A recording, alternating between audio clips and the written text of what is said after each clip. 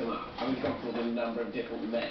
I would say... You random cowboy! Exactly. If there was a gap.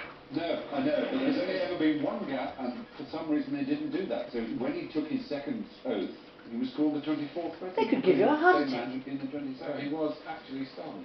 He was. I'm going to pick up all the spices again. Damn it.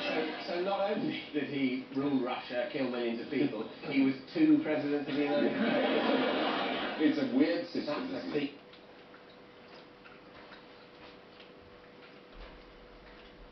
Are you alright?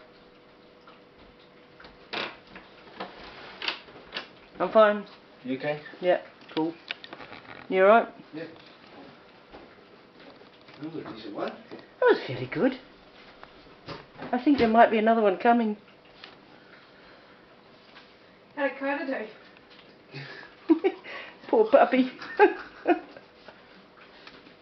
It was a bit scared. And there I was enjoying QI.